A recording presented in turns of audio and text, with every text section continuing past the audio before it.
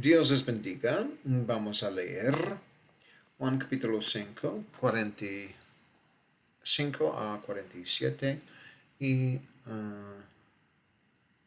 Juan capítulo 5, 45 a 47 y también capítulo 6, 1 a 6.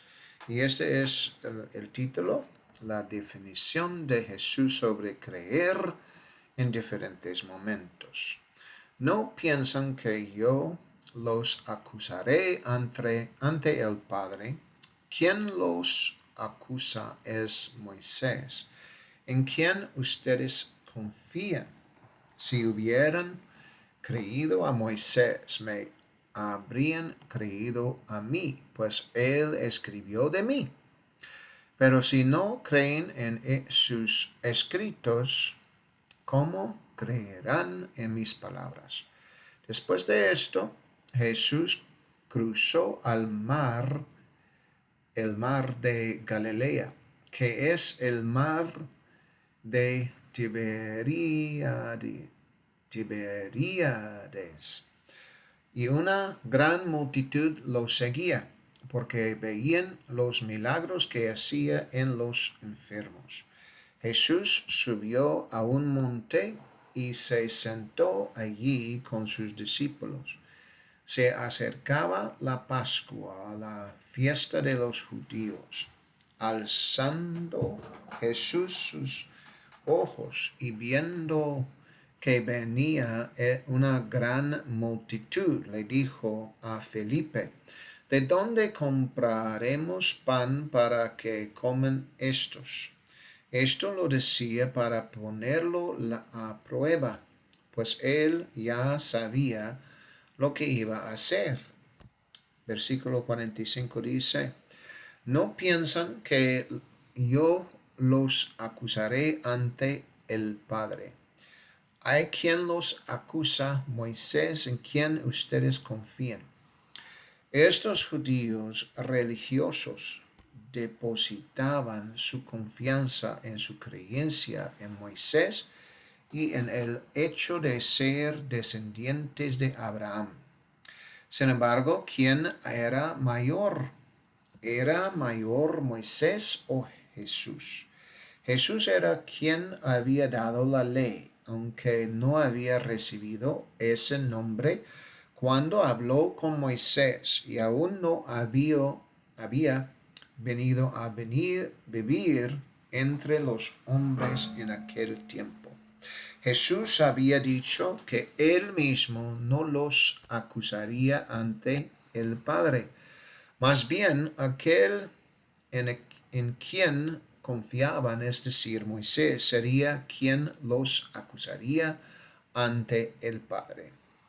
La acusación se produciría sin duda en el momento de su juicio.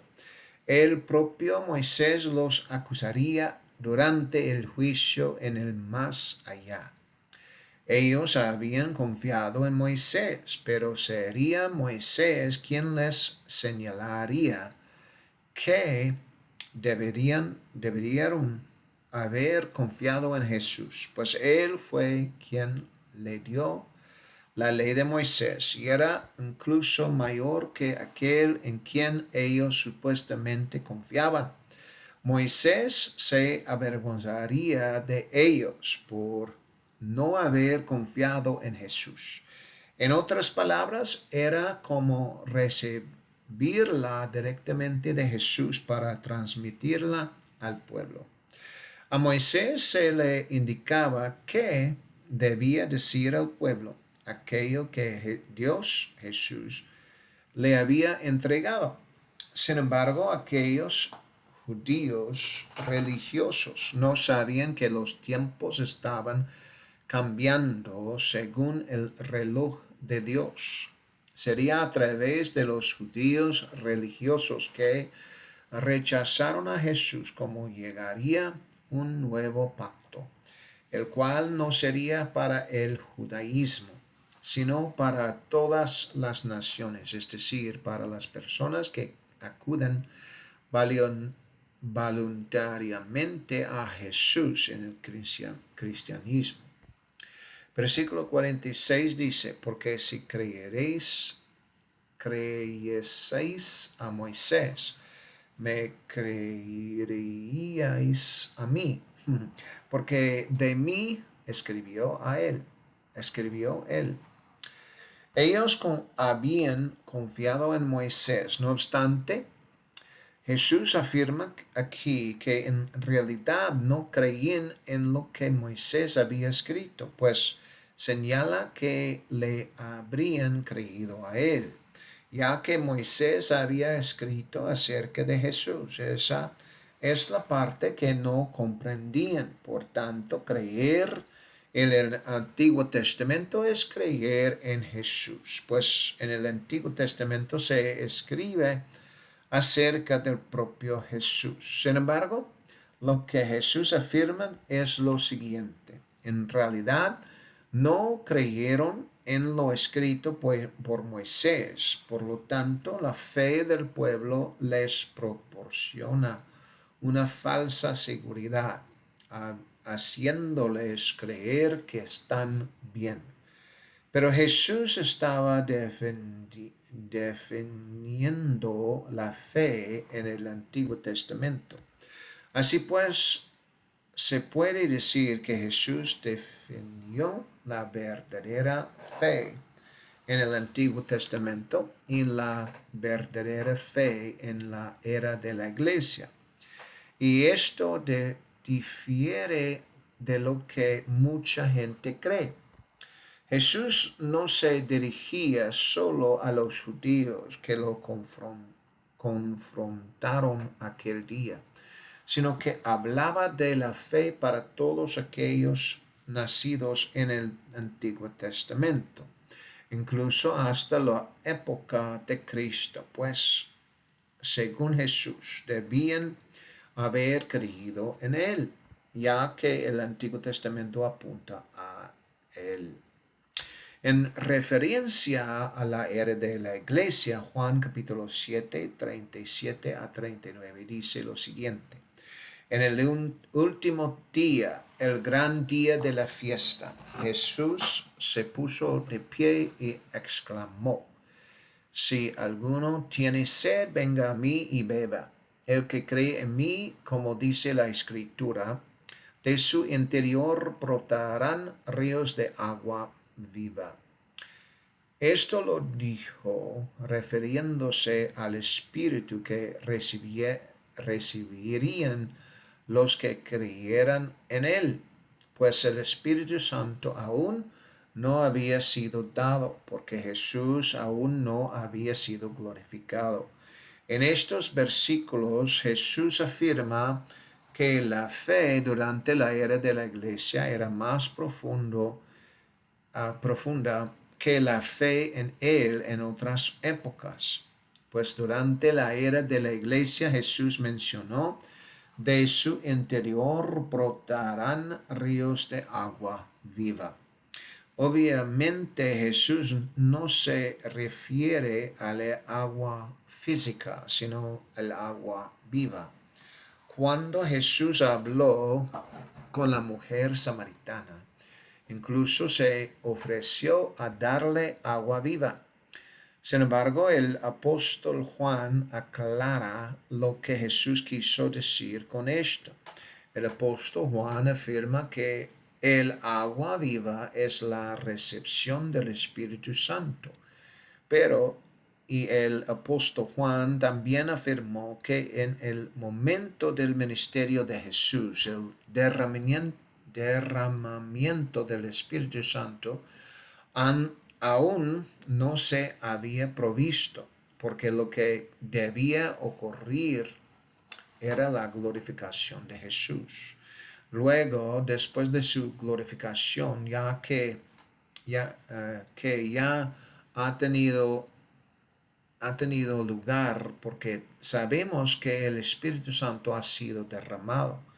Por lo tanto, la glorificación de Jesús tuvo lugar en los cielos después de que Él ascendió a los cielos. Y fue probablemente debido a que Él estaba sentado en el trono en el cielo. En cualquier caso, hay dos momentos en los que Jesús definió la creencia. Uno en el Antiguo Testamento e incluso durante el ministerio de Jesús, cuando se esperaba que todos creyeran en Él. Más concretamente, se esperaba que aquellos que habían escuchado sus palabras durante su ministerio creyeran en ellas, pues Moisés había escrito sobre él y de haber creído lo que Moisés escribió, habrían creído en Jesús. Así pues, la creencia se define como creer en las palabras de Jesucristo y en quién es Él, incluso para aquellos que solo contaban con los escritos del Antiguo Testamento. Por otro lado, durante la era de la Iglesia, creer consiste en haber recibido el don del Espíritu Santo, ya que eso es lo que Jesús definió como creencia para este tiempo. De este modo, las personas religiosas a las que Jesús se enfrentaba en aquellos días tenían sus propias ideas sobre la creencia. Del mismo modo, durante la era de la Iglesia, quienes se llaman a sí mismos cristianos hacen lo mismo. ¿Quién es el juez respecto a la creencia en ambos casos? Jesús. Y Jesús ya había expresado su juicio sobre la creencia tanto bajo la ley de Moisés como durante la era de la iglesia. Por supuesto, en la era de la iglesia, para que una persona tenga esa creencia y sea aceptada por Dios, debe haber recibido el don del Espíritu Santo. Así lo estableció Jesús.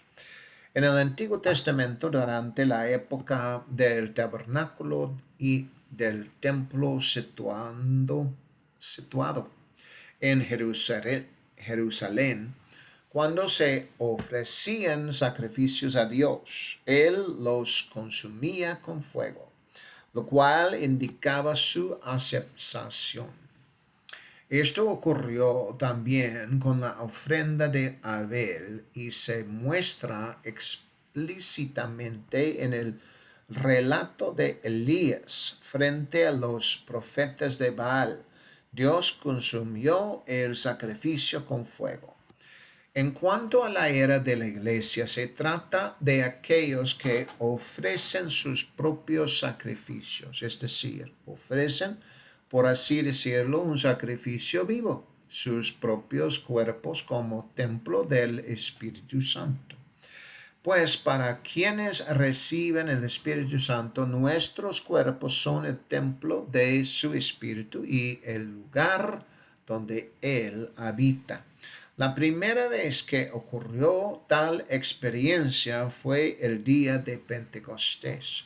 El fuego de Dios descendió literalmente y consumió sus sacrificios. Además, el lugar tenía un significado espiritual especial, ya que se encontraba dentro del recinto del templo. Hubo muchos testigos de que aquel día estaba ocurriendo algo significativo en el aposento alto, pero quienes estaban en la calle no lograban comprender de qué se trataba.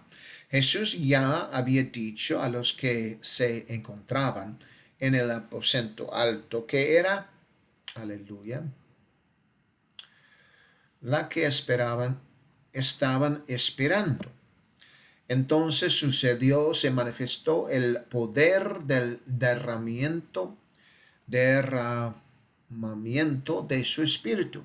Aquellas 120 personas recibieron el Espíritu Santo y en esencia sus cuerpos se convirtieron en templo del Espíritu Santo o del Espíritu de Dios.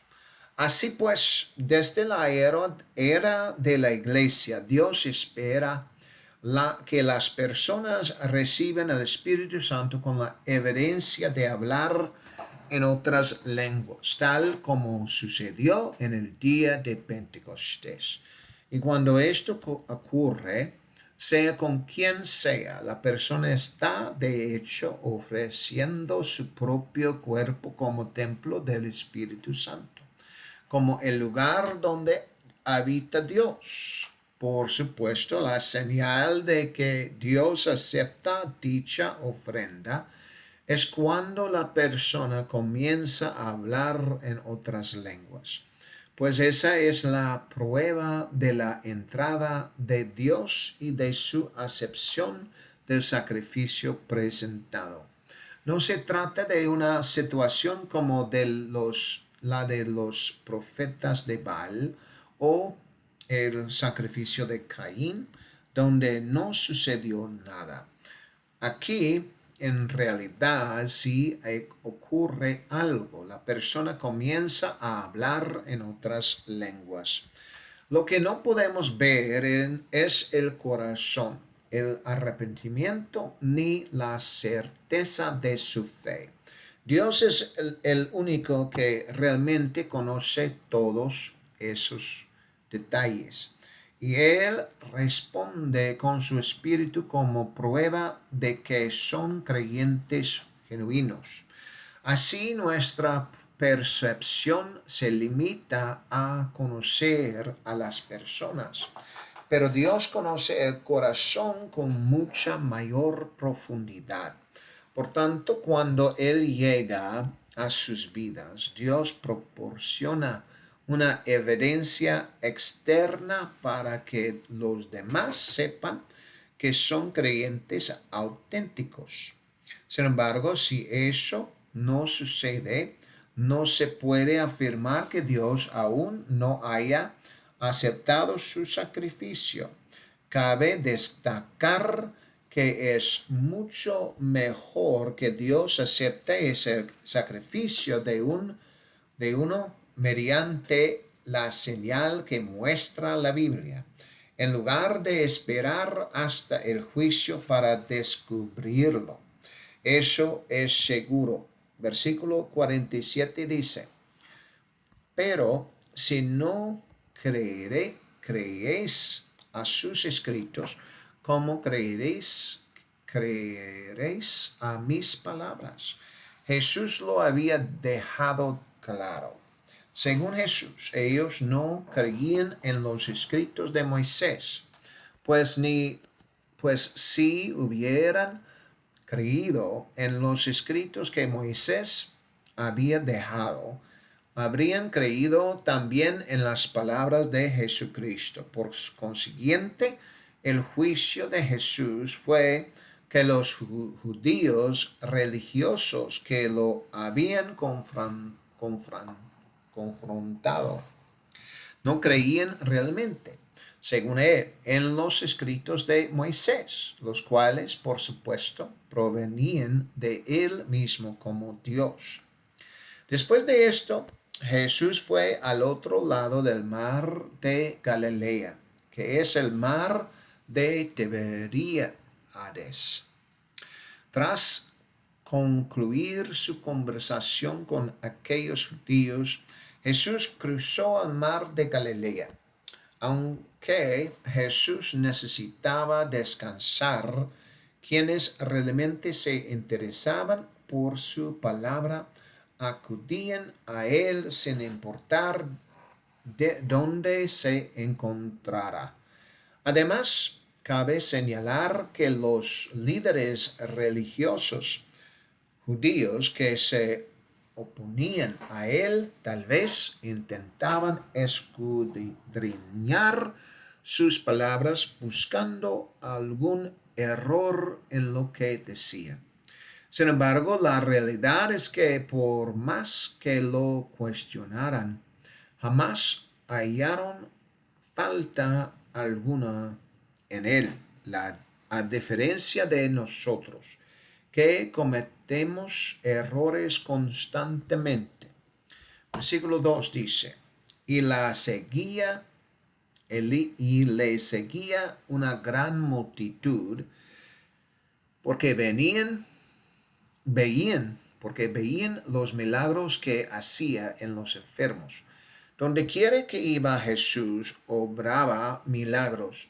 Estos milagros tenían como fin que la gente creyera.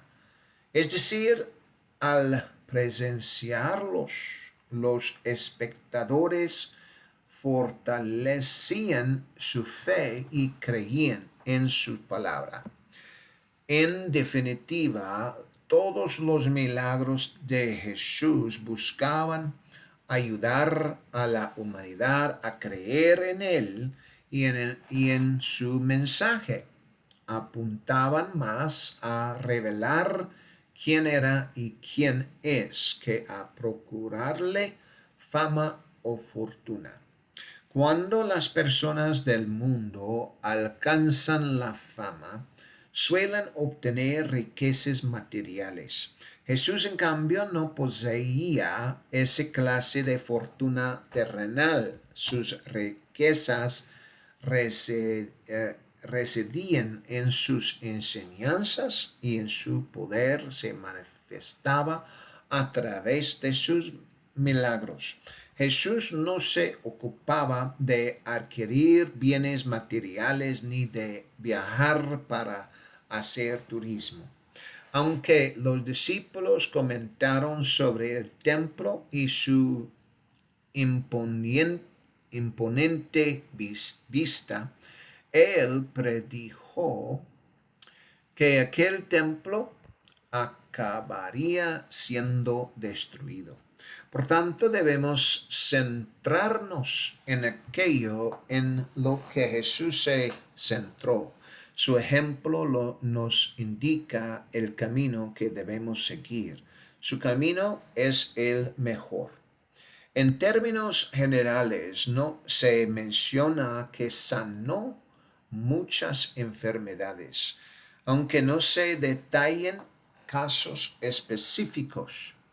No obstante, al presenciar estas sanidades, la gente debió sentirse intrigada y fortalecida en su fe para creer en Jesús. Galilea fue la región donde Jesús contó con los discípulos más devotos, mientras que los judíos religiosos de Jerusalén fueron quienes más problemas le causaron. Podría pensarse que los habitantes de Jerusalén de aquella época eran quienes más se oponían a Jesús. Al parecer así era. En cambio, los galileos, a quienes los habitantes de Jerusalén consideraban menos cultos, fueron quienes más aceptaron a Jesús, y fue en Galilea donde él realizó más milagros. Se puede afirmar que probablemente más del 70% de los milagros de Jesús tuvieron lugar en Galilea, entre la gente común. Sin embargo, fueron los judíos religiosos de Jerusalén quienes mostraron la oposición más férrea a sus enseñanzas y a su identidad. Por tanto, no fue la gran multitud de personas profundamente religiosas quien le siguió, sino los galileos comunes, quienes se mostraron más receptivos a Jesús. Versículo 3 dice: Jesús subió al monte y se sentó allí con sus discípulos. Tras reunirse con las multitudes y sanar a tantas personas, Jesús decidió estar con sus discípulos para instruirlos. Así dedicaba tiempo a solas con ellos, quienes estaban aprendiendo a ejercer el ministerio. A diferencia de pasar tiempo a solas con creyentes en general, su intención era que sus discípulos hicieran lo mismo, dedicar tiempo a sus propios discípulos, es decir, a aquellos que continuarían la labor ministerial. No obstante, aunque Jesús a veces pasaba más tiempo con sus discípulos para enseñarles y permitirles presenciar sus milagros de primera mano, las multitudes seguían siguiéndolo. Siempre que sabían dónde se encontraba, le acompañaban. Cuando estaba en Judea, los líderes religiosos también podían seguirle, pero con el único propósito de intentar apartar a la multitud de él y hacerle perder prestigio o credibilidad. Esa era precisamente su intención. Versículo 4 dice, y estaba cerca la Pascua, la fiesta de los judíos. Cuando se celebraban estas fiestas en Jerusalén, muchos israelitas acudían a ellas para conmemorarlas, invertían su tiempo, esfuerzo y dinero, por supuesto, para asistir a la celebración. Les encantaba reencontrarse con ellos, con otros. Era algo parecido al Día de Acción de Gracias, pero a una escala mayor que la familiar. Toda la nación acudía a la fiesta para convivir con una multitud de personas, aprovechando también las numerosas oportunidades para la comunión, el aprendizaje, la lectura de las escrituras, la oración y por supuesto para compartir los alimentos. Aquellos eran para los judíos tiempos de gran expectación, de alegría y de comunión fraternal. Era una época magnífica para estar en Jerusalén.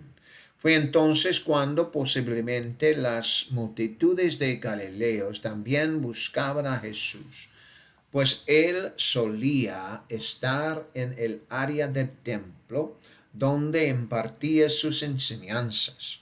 El momento estaba cerca, es decir, estaba a punto de comenzar.